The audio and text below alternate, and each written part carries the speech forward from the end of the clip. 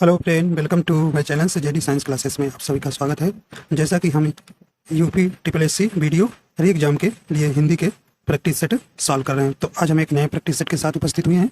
आशा करता हूं आप सभी अच्छे होंगे। अगर आप हमारे चैनल पर नए हैं तो चैनल को सब्सक्राइब कर दीजिए और बेल आइकन प्रेस कर दीजिएगा ताकि आपको नोटिफिकेशन मिलता रहेगा। आइए देखते हैं। फर्स्ट क्वेश्चन कह रहे हैं कि सभी राज्य सरकारों को भेजा जाने वाला सरकारी पत्र कहलाता है। तो क्या कहलाता? कह रहे कि परिपत्र कहलाता है, अनुस्मारक कहलाता है, या अधिसूचना, या डी नंबर कह रहे हैं कार्यालय आदेश। बताइए भाई कौन सा हो जाएगा इसमें? ऑप्शन नंबर इसका कौन सा हो जाएगा? ए नंबर सही हो जाएगा, परिपत्र कहलाता है। ठीक, तो सभी राज्य सरकारों को भेजा जाने वाला सरकारी पत्र क्या कहलाता है? परिपत्र कहलाता है। ठीक, तो ऑप्शन नंबर ए इसका सही हो जाएगा। आइए देखते हैं नेक्स्ट क्वेश्चन है। क्वेश्चन नंबर सेकंड है, कह रहे कि शासकीय पत्र के संदर्भ में कौन सा कथन गलत है, पूछा है इसमें। शासकीय पत्र के संदर्भ में कौन सा कथन आपको गलत वाला बताना है। कह रहे कि पत्र संख्या के ऊपर तिथि लिखी जाती है। फिर कह रहे हैं संबोधन जो है महोदय बाईं ओर लिखा जाता है। तो देखिए ये आपका सही है, ये सही है। तो आपका यहाँ और देखिए यहाँ पे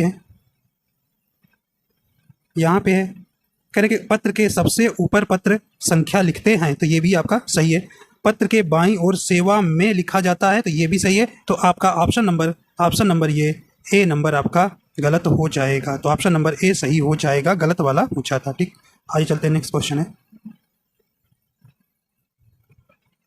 अगला क्वेश्चन कह रहे कि माता पिता द्वारा पुत्र को लिखे गए पत्र में माता पिता द्वारा क्या अभिवादन किया जाना चाहिए? तो क्या अभिवादन किया जाना चाहिए? कौन सा ऑप्शन इसमें सही हो जाएगा?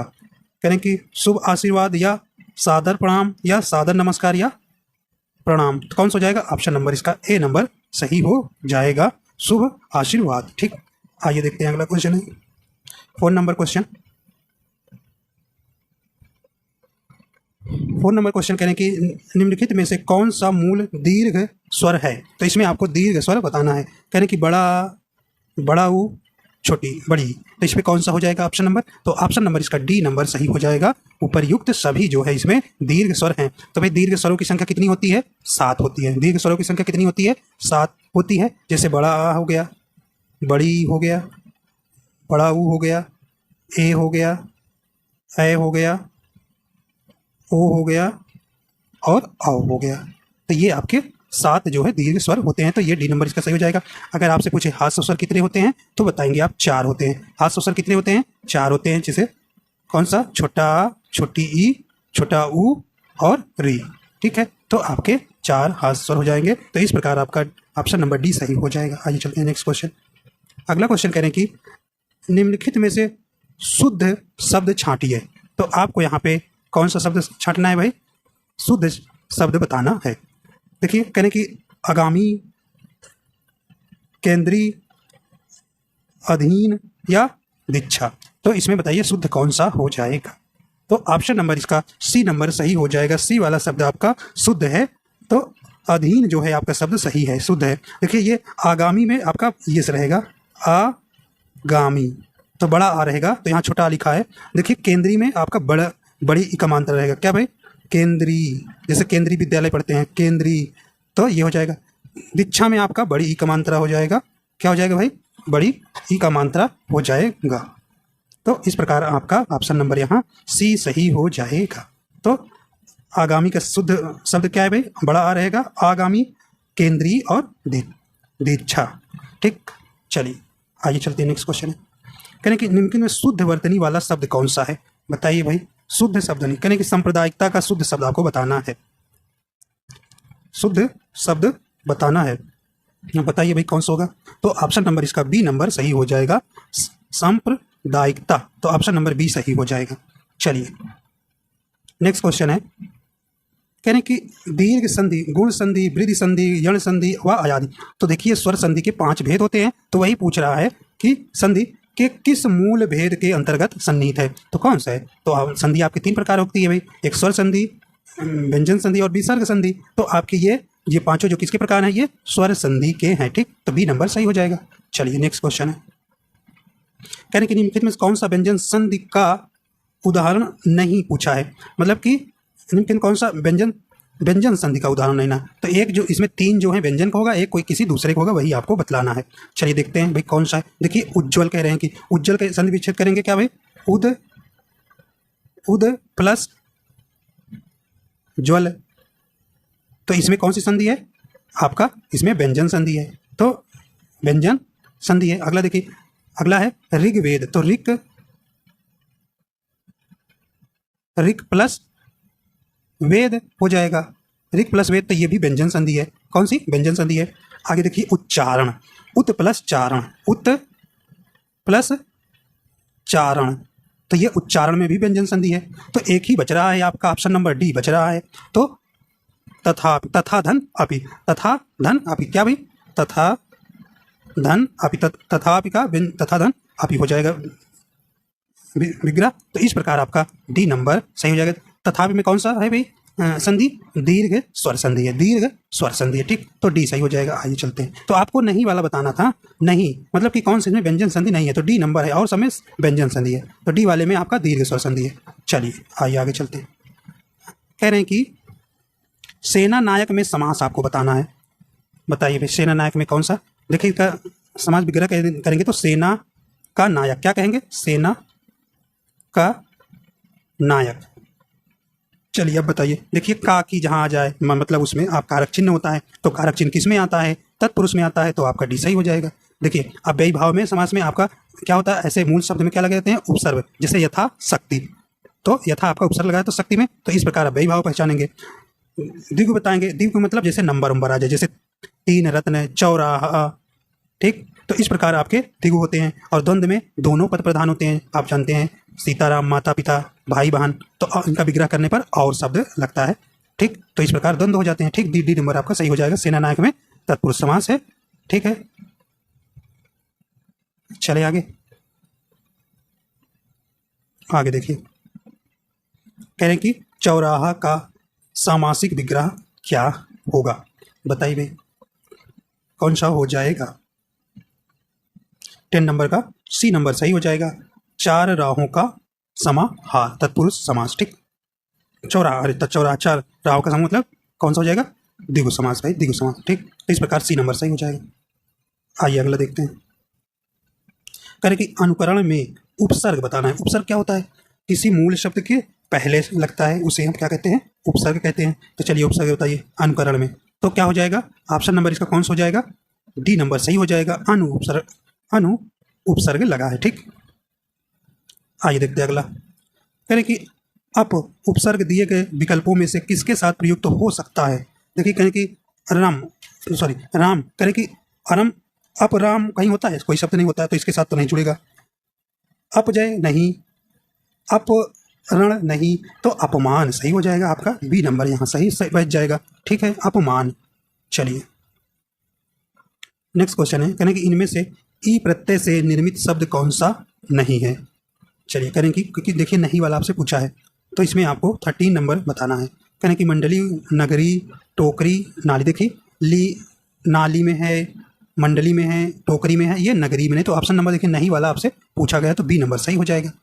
चलिए अगला क्वेश्चन है, कहने कि निम्नलिखित में से कौन सा शब्द तत्सम नहीं है, बताइए तत्सम नहीं है, तो कौन सा। कहने कि दृष्ट, पृष्ठ, पानिप या पंख, तो बताइए कौन सा इसमें तत्सम नहीं पूछा है, तो ऑप्शन नंबर इसका कौन सा हो जाएगा, सी नंबर सही हो जाएगा, पानिप में आपका तत्सम नहीं है।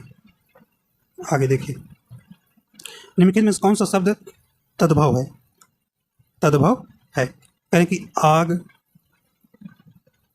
अवर, वंश, मंथज, बताइए कौन सा हो जाएगा, तो इसमें आपका तद्भव पूछा है, तो ए नंबर हो जाएगा। आग का तद्भव अग्नि, तत्सम आग का तत्सम अग्नि, तो आग जो है आपका तद्भव शब्द है, ए नंबर सही हो जाएगा। आइए देखते हैं नेक्स्ट क्वेश्चन।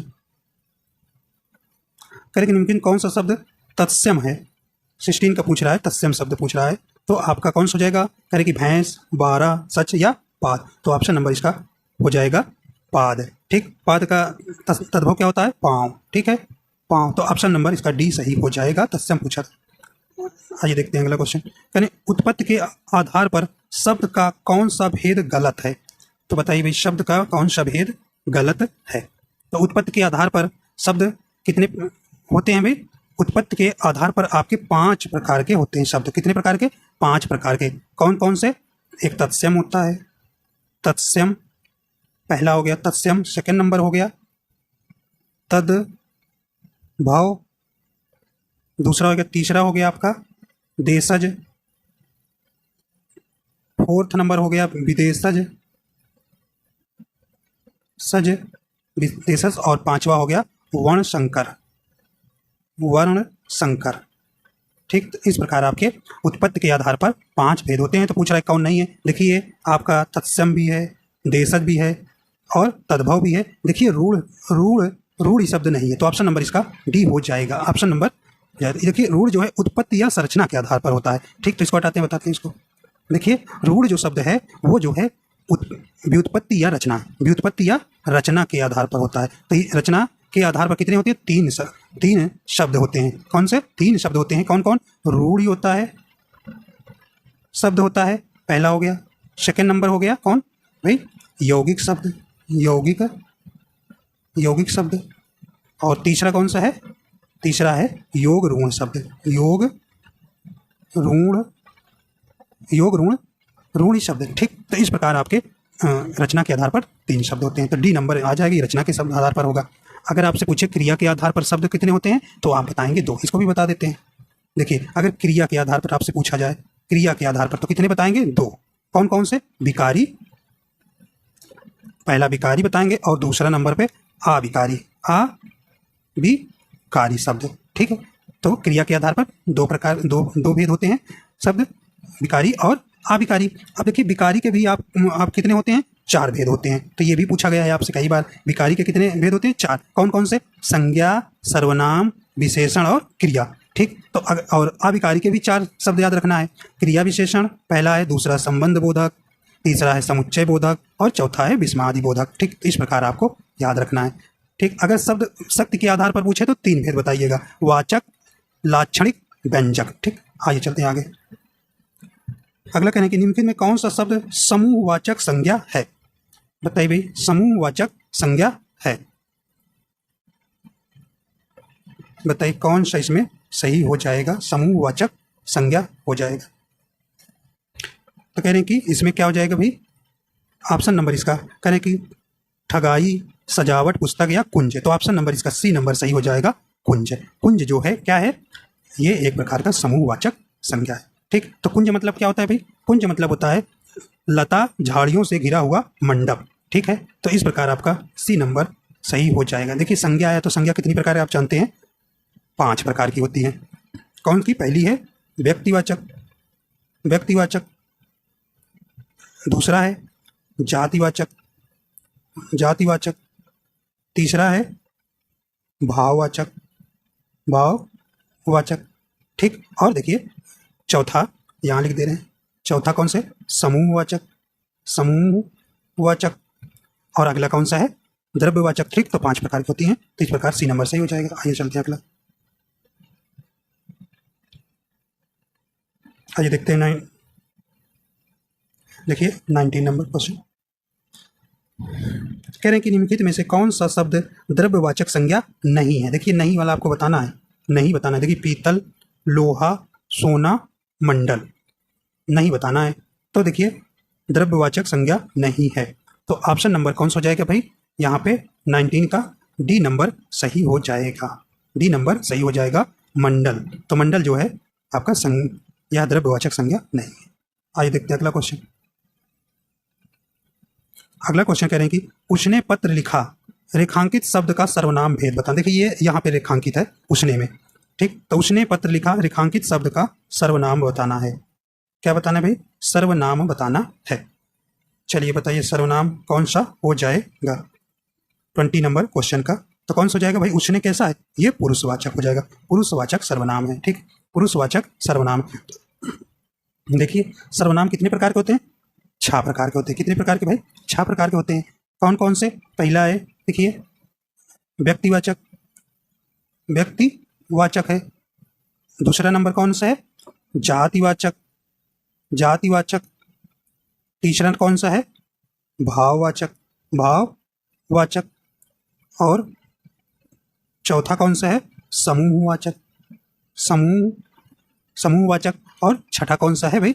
यहाँ लिखते हैं द्रव्यवाचक। ठीक है, द्रव्यवाचक। तो इस प्रकार आपके कितने सर्वनाम के भेद हैं? 6 भेद हैं। ठीक, तो उसने में आपका रेखांकित शब्द पूछा था तो आप पुरुषवाचक लगाएंगे। चलिए देखिए, आपके पुरुषवाचक के भी कितने प्रकार के होते हैं? 3 प्रकार के होते हैं। पुरुषवाचक सर्वनाम कितने प्रकार के होते हैं? 3 प्रकार के। एक होता है उत्तम पुरुष, मध्यम पुरुष और अन्य पुरुष। चलिए नेक्स्ट क्वेश्चन चलते हैं।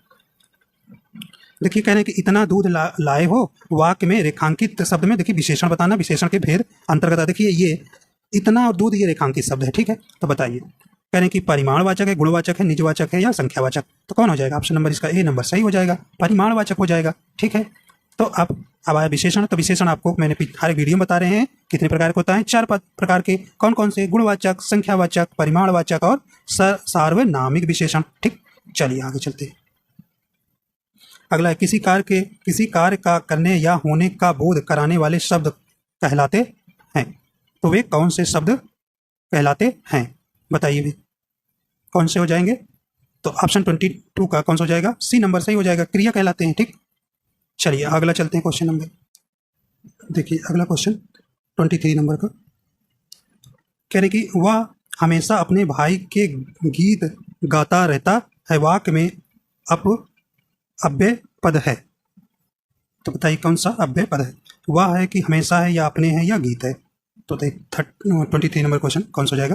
तो ये कौन सा हो जाएगा? बी नंबर आपका सही हो जाएगा, बी नंबर सही हो जाएगा। तो हमेशा जो है आपका अव्यय पद है। ठीक, देखिए अव्यय है तो अव्यय कितने प्रकार के होते हैं? 4 प्रकार के होते हैं। कौन कौन से? पहला है क्रिया विशेषण अव्यय, क्रिया विशेषण अव्यय पहला हो गया। सेकंड नंबर है संबंध बोधक, संबंध बोधक अव्यय। और तीसरा नंबर है समुच्चय बोधक, समुच्चय बोधक। और चौथा नंबर कौन है भाई? विस्मयादि बोधक, विस्मयादि बोधक। तो इस प्रकार आपके 4 होता है। ठीक, चलिए अगला क्वेश्चन है, कह कि भला मैं क्या कर सकता हूँ, वाक्य में भला शब्द है। बताइए 24 का कौन सा ऑप्शन नंबर हो जाएगा? तो भला मैं क्या कर सकता हूँ, वाक्य में भला शब्द है। तो भला क्या है भी? तो ये भला आपका अव्यय हो जाएगा। तो ऑप्शन नंबर डी सही हो जाएगा। नेक्स्ट क्वेश्चन कहते हैं अनुपम शब्द का पर्यायवाची शब्द इनमें से कौन सा? देखिए नहीं है। अनुपम का नहीं वाला पूछा है। देखिए तो अतुल होता है, अपूर्व होता है, अनोखा होता है। तो ऑप्शन नंबर इसका कौन सा हो जाएगा? बी नंबर सही हो जाएगा। अनिल जो है अनुपम का पर्यायवाची नहीं है। ठीक, नेक्स्ट क्वेश्चन करें कि निम्नलिखित में से कामदेव का पर्यायवाची शब्द है। तो बताइए भाई कामदेव का पर्यायवाची शब्द है कौन सा इसमें हो जाएगा? तो बताइए भी कौन सा इसमें हो जाएगा? तो ऑप्शन नंबर करें कि बिडौजा है कि पिसुन है कि मार है कि अस्म है। तो बताइए सर कौन सा हो जाएगा? कामदेव। तो ऑप्शन नंबर इसका कौन सा हो जाएगा? सी नंबर सही हो जाएगा, मार। देखिए कामदेव का जो पर्यायवाची है वो मार। देखिए कामदेव का कुछ और है, जैसे मोहन होता है पर्यायवाची, मोहन, मोहक, मोहक, मयान, मयान, मंथम, मनमथ, मार तो हो गया, कंदर्प, कंदर्प, मीन केतन, काम। तो ये जो है कामदेव के क्या है? पर्यायवाची हैं। ठीक, और देखिए ये बिडौजा किसका पर्यायवाची है? तो ये किसका है? इंद्र का, इंद्र के। और जैसे महेंद्र होता है, महेंद्र, मधवा, वज्रधर, मेघराज। ठीक, तो ये आपके बिडौजा के कुछ पर्यायवाची हो जाएंगे। ठीक, आगे देखिए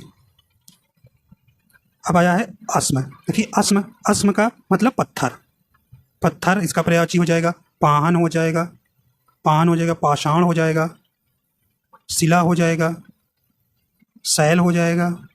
ठीक है, शैल हो जाएगा, प्रस्तर हो जाएगा, उपल हो जाएगा। ठीक, तो अब देखिए पिसुन माने क्या होता है? जैसे पिसुन का अर्थ होता है जैसे नीच, नीच और चुंगल खोर। तो इसका पर्यायवाची क्या हो जाएगा? काक, वायस, काण, काग, बलिपुष्ट और करकट। ठीक, इस प्रकार आपका बी नंबर का विशून का पर्यायवाची हो जाएंगे। ठीक, आइए चलते हैं आगे।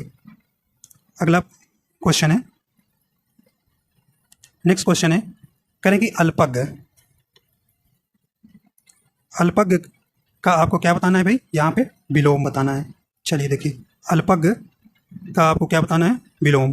तो कहने कि विज्ञ होगा कि विशेषज्ञ होगा, बहुज्ञ होगा या अज्ञ होगा? बताइए कौन सा इसमें सही हो जाएगा? तो इसमें ऑप्शन नंबर इसका सही हो जाएगा कौन सा? सी नंबर सही हो जाएगा, बहुज्ञ। चलिए नेक्स्ट क्वेश्चन है, कहने कि इसमें से अनुग्रह का विलोम बताना है। अनुग्रह का विलोम कौन सा हो जाएगा? अनुग्रह, अनुग्रह का विलोम कहने कि आग्रह होगा, संग्रह होगा, ग्रहण होगा या विग्रह होगा? बताइए इसमें कौन सा इसमें हो जाएगा? तो डी नंबर आपका सही हो जाएगा, अनुग्रह का विग्रह। आइए अगला देखते हैं।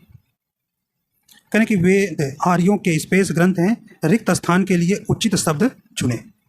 कौन सा इसमें सही हो जाएगा? तो रिक्त स्थान के लिए उचित शब्द आपको चुनना है। कहने कि आदि होगा, आदि होगा, अनादि होगा या आदि होगा? कौन सा हो जाएगा? ऑप्शन नंबर यहाँ पे बी नंबर सही भर देंगे रिक्त स्थान में। तो वेद आर्यों के आदि ग्रंथ हैं। नेक्स्ट क्वेश्चन है, कह रहे कि मनुष्य जीवन की स्पेस मनोवेगों के कारण होती है, रिक्त स्थान के लिए उचित शब्द चुने। दुर्दशा होती है कि उन्नति होती है या गति होती है या सार्थकता होती है? तो बताइए भाई कौन सा इसमें हो जाएगा 30 नंबर का? कौन सा हो जाएगा भाई? ऑप्शन नंबर इसका डी नंबर सही हो जाएगा। मनुष्य जीवन की सार्थकता मनोवेगों के कारण होती है। आइए देखते हैं अगला। कह रहे कि अवर्णनीय शब्द के लिए एक वाक्य बताना है आपको, वन वर्ड बताना है, एक शब्द बताना है। चलिए बताइए भी कौन सा हो जाएगा? कौन सा हो जाएगा? ऑप्शन नंबर इसका सी नंबर हो जाएगा, जिसे वाणी व्यक्त ना कर सके। ठीक, तो ऑप्शन नंबर इसका सी नंबर सही हो जाएगा। आइए देखते हैं 32 नंबर क्वेश्चन।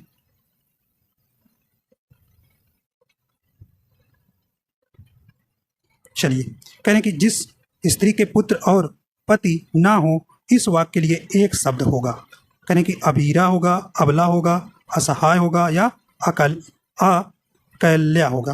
बताइए कौन सा इसमें सही हो जाएगा? तो कौन सा हो जाएगा? ऑप्शन नंबर इसका ए नंबर सही हो जाएगा, अबीरा। मतलब जिस स्त्री के पुत्र और पति दोनों ना हो तो उसे हम अबीरा कहते हैं। तो ए नंबर सही हो जाएगा। चलिए नेक्स्ट क्वेश्चन है, कह रहे हैं कि गहरी नींद सोना मुहावरे का उचित अर्थ होगा। करें घोड़े पर सवार होना, बेसुधा होना, घोड़े बेचकर सोना या चैन की नींद सोना? तो बताइए कौन सा हो जाएगा? तो ऑप्शन नंबर इसका सी नंबर सही हो जाएगा, घोड़े बेचकर सोना। चलिए नेक्स्ट क्वेश्चन है, करें कि हाथ ना आना मुहावरे का सही अर्थ है, तो क्या होगा सही बताइए? कौन सा हो जाएगा? ऑप्शन नंबर इसका ए नंबर सही हो जाएगा, पकड़ में ना आना। आइए देखते हैं अगला क्वेश्चन। करें कि चोटी का पसीना एड़ी तक आना लोकोक्ति का निम्नलिखित में से उपयुक्त अर्थ चुने। तो कौन सा हो जाएगा भाई 35 का आंसर नंबर डी नंबर इसका सही हो जाएगा, कड़ा परिश्रम करना। नेक्स्ट क्वेश्चन है, नेक्स्ट क्वेश्चन कह रहे हैं कि निम्नलिखित में से मिश्र वाक्य कौन सा है? बताइए। तो देखिए मिश्र वाक्य क्या होते हैं? मिश्र वाक्य वे होते हैं जिन वाक्यों में एक मुख्य या प्रधान वाक्य हो और अन्य आश्रित उपवाक्य हो, उसे हम क्या कहते हैं? मिश्र वाक्य कहते हैं। जैसे होता है ज्यों ही उसने खाया वह जो है सो गया। ठीक, तो इस प्रकार से इसमें जो है कहते हैं यदि तुम पढ़ोगे तो पास हो जाओगे। तो इस प्रकार के शब्द को क्या कहते हैं? मिश्रित वाक्य कहते हैं। तो इसमें बताइए मिश्र वाक्य कौन सा इसमें पूछा है? ठीक, तो ऑप्शन नंबर इसका कौन सा हो जाएगा भाई? C number. देखिए नहीं वाला पूछा है तो आपको सी नंबर सही हो जाएगा, वह परिश्रमी ही नहीं वरन ईमानदार भी है। ठीक, तो ये आपका कैसा है? यहाँ ये आपका संयुक्त वाक्य है और ये सब आपके मिश्र वाक्य हैं। ठीक, तो ए नंबर वह वही बच्चा है जिसे बैल ने मारा था। ठीक, और कह रहे हैं कि एक विज्ञान गोष्ठी हुई जिसमें अनेक वक्ता बोले। मैंने एक पुस्तक खरीदी जो नई है। ठीक, तो इन सब में आपको ए बी डी में आपका मिश्र वाक्य है और सी में आपका क्या हो गया? संयुक्त वाक्य। देखिए संयुक्त वाक्य क्या होते हैं? जिन वाक्यों में दो या दो से अधिक सरल वाक्य समुच्चय बोधक अवयवों से, समुच्चय बोधक मतलब जैसे और, तथा, एवं, पर, परंतु से जुड़े हों। ठीक, से जुड़े हों उन्हें संयुक्त वाक्य कहते हैं। जैसे राम स्कूल गया और पढ़ाई किया, ठीक। तो इस प्रकार आप कह सकते हैं। सरल वाक्य में तो इसमें क्या होता है भाई, जिन वाक्यों में केवल एक ही उद्देश्य और एक ही विधेय होता है उन्हें हम सरल वाक्य कहते हैं, सरल वाक्य कहते हैं, ठीक। तो इस प्रकार आपके सी नंबर सही हो जाएगा। चलिए आगे चलते हैं।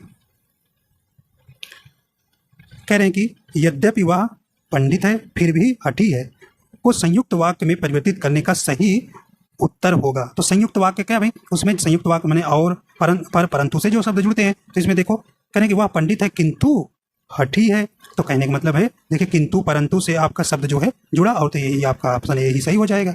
चलिए नेक्स्ट क्वेश्चन है, कह रहे हैं कि निम्नलिखित में से व्याकरणिक दृष्टि से शुद्ध वाक्य कौन सा है। कह रहे कि मेरे घर के पास एक पान की दुकान है, मेरे घर के पास एक पान की दुकान स्थित है, मेरे घर के पास एक पानों की दुकान है, नहीं, मेरे घर के पास पान की एक दुकान है। तो ऑप्शन नंबर डी ही इसका सही हो जाएगा, ठीक है। तो ये शुद्ध वाक्य है, ठीक। मेरे घर के पास पान की एक दुकान है। चलिए आगे चलते हैं आगे। कह रहे हैं कि निम्नलिखित में से कर्म वाक्य वाला वाक्य चुने। कर्म वाक्य जिसमें कर्म प्रधान होगा उसे, देखिए वाच्य, वाच्य आपके तीन प्रकार के होते हैं, कर्मवाच्य, कृत्यवाच्य और भाववाच्य, ठीक। तो आप बताना है इसमें कर्म वाक्य तो कौन सा हो जाएगा। इसमें कहने की पत्र लिखा जाता है, राम पुस्तक पढ़ता है तो राम पुस्तक पढ़ता है तो कृतवाच्य हो जाएगा, सीता पत्र लिखती है कृतवाच्य, मुझसे बैठा नहीं जाता तो भाववाच्य। तो आपका एक ही बच्चा ये नंबर सही हो जाएगा, पत्र लिखा जाता है इसमें कर्मवाच्य, ठीक। चलिए आगे। अब कह रहे हैं कि को किस कारक का पर सर्ग है, मतलब कारक चिन्ह आपसे पूछा गया है, तो बताइए कौन सा हो जाएगा। तो 40 नंबर का ऑप्शन नंबर कौन सा हो जाएगा, बी नंबर सही हो जाएगा, बी नंबर सही हो जाएगा, कर्म कारक, ठीक। तो देखिए कारक आपके कितने होते हैं, 8 होते हैं, ठीक है। कितने होते हैं, 8 प्रकार के होते हैं। तो कौन से होते हैं भाई, कर्ता जिसका चिन्ह क्या है, ने, क्या है चिन्ह, ने।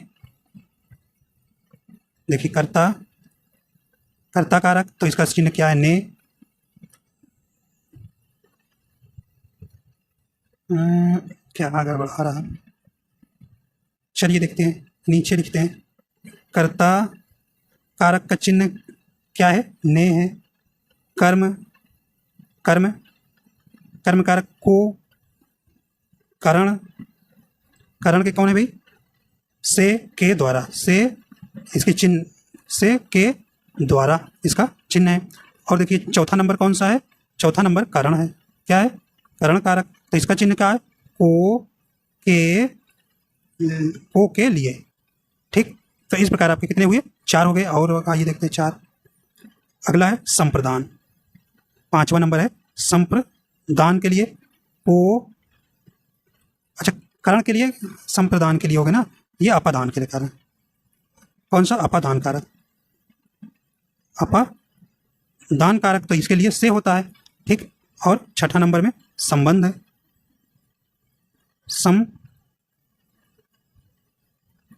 संबंध कारक, इसके लिए क्या होता है भाई, चिन्ह का के की, ठीक है। और अधिकरण से 7वां है अधिकरण कारक, कौन सा है, अधिकरण कारक में चिन्ह क्या है, में पर, ठीक। और एक है संबोधन हे अरे, ठीक। तो इस प्रकार आपके 8 कारक हो जाते हैं। तो इसमें आपका बी नंबर सही हो जाएगा। आइए देखते हैं आगे।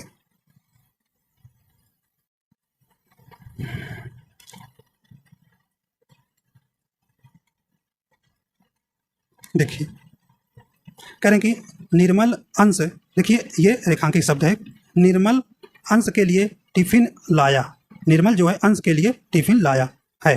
तो रेखांकित शब्द के आधार पर बताइए कि यहाँ कौन सा कारक है, बताइए भाई। के लिए अभी आपको हमने बताया थी, किसके लिए, तो ऑप्शन नंबर इसका कौन सा हो जाएगा, 41 का ए नंबर हो जाएगा। संप्रदान कारक, देखिए संप्रदान कारक के कौन कौन चिन्ह है, को और के लिए होता है, के लिए, ठीक। तो ऑप्शन नंबर इसका ए सही हो जाएगा। आइए देखते हैं अगला, निम्नलिखित में से कौन सा शब्द, देखिए स्त्रीलिंग बताना है। देखिए अच्छा आप लगा देंगे तो स्त्रीलिंग ज़्यादातर आपको इससे पता चल जाता है कि इसमें कौन स्त्रीलिंग है और कौन पुल्लिंग है। तो स्त्रीलिंग के लिए अच्छी और पुल्लिंग के लिए अच्छा वर्ड जोड़ दीजिए। सही कहने कि ऋतु, ऋतु कैसी है, अच्छी है या अच्छा है, ऋतु अच्छी है, तो मतलब ये सही बैठ रहा है, तो स्त्रीलिंग हो गया। पंडित, पंडित अच्छा है या अच्छी है, इसके लिए आपको बताना कौन सा होगा।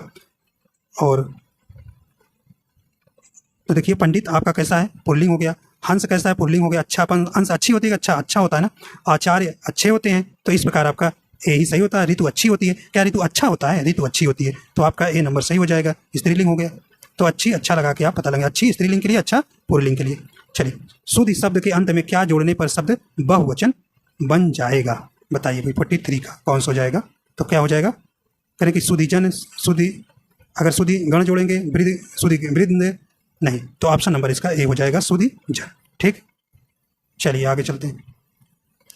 करें कि सीता सो रही थी वाक्य का काल है, बताइए कौन सा काल है। सीता सो रही थी, 44 का बताइए कौन सा इसमें ऑप्शन हो जाएगी, तो ये क्या हो जाएगा, ऑप्शन नंबर सी हो जाएगा, अपूर्ण भूत हो जाएगा, अपूर्ण भूत काल हो जाएगा, तो ऑप्शन नंबर 44 का सी नंबर है। चलिए नेक्स्ट क्वेश्चन है, करें कि निम्नलिखित में से निपात, निपात उदाहरण कौन सा है निपात का। देखिए निपात के उदाहरण आपको बताना है, तो निपात क्या होते हैं, निपात का प्रयोग अव्ययों के लिए होता है, इसका कोई लिंग वचन नहीं होता है। क्या अव्यय के लिए, निपात के लिए कोई लिंग वचन नहीं होता है, निपात सहायक शब्द होते हैं, हुए भी वाक्य के अंग नहीं होते हैं। ठीक, तो बताइए इसमें कौन सा हो जाएगा, 45 का, तो कौन सा हो जाएगा, सा नंबर हो जाएगा, ए नंबर सही हो जाएगा। तो निपात कौन सा शब्द है, सा। आगे चलते हैं, कहें कि मैंने घर जाना था वाक्य में अशुद्ध अंश है, तो कौन सा, ए नंबर सही में गलती है, मैंने हमें घर जाना था। ठीक, तो ए नंबर में अशुद्धि है। अगला क्वेश्चन है, करें भारत में हिंदी को संविधान के किस अनुच्छेद के अंतर्गत राजभाषा घोषित किया गया है, किसके किया गया भाई, तो आर्टिकल नंबर ए ऑप्शन सही हो जाएगा, अनुच्छेद 343 फर्स्ट में अंतर्गत राजभाषा को परिभाषित किया गया है। ठीक, आइए देखते हैं अगला क्वेश्चन, अरे निम्नलिखित कौन सी बोली उत्तर प्रदेश की नहीं है, बताइए कौन सी उत्तर प्रदेश की बोली नहीं। देखिए कन्नौजी है, ब्रजभाषा है, खड़ी बोली है, ये जयपुरी नहीं, तो ऑप्शन नंबर इसका डी सही हो जाएगा। आइए देखते हैं अगला क्वेश्चन, करके कठिन प्रशिक्षण के बावजूद बहुत कम नेता बनते हैं, ऊपरी वाक्य का उचित अंग्रेजी अनुवाद आपको बताना है, तो बताइए भी कौन सा हो जाएगा, तो ऑप्शन नंबर इसका कौन सा हो जाएगा, बी नंबर सही हो जाएगा। डिस्पाइट से रिगोरस इंस्ट्रक्शन से very few leaders are the produced, तो ऑप्शन नंबर बी सही हो जाएगा। आइए अगला लास्ट क्वेश्चन है, करें कि कंजर्वेशन ऑफ नेचुरल से वाटर से सोर्सेस वाक्य का उचित हिंदी अनुवाद कौन सा हो जाएगा, तो कौन सा हो जाएगा भाई, ऑप्शन नंबर इसका ए नंबर हो जाएगा, प्राकृतिक जल स्रोतों का संरक्षण। ठीक, तो इस प्रकार आपके 50 क्वेश्चन हो जाते हैं। आशा करता हूँ ये आपको पसंद आया है। अगर आप हमारे चैनल पर नए, चैनल को सब्सक्राइब कर लीजिएगा और वीडियो लाइक एंड शेयर कर दीजिएगा। वीडियो देखने के लिए आपका बहुत बहुत धन्यवाद।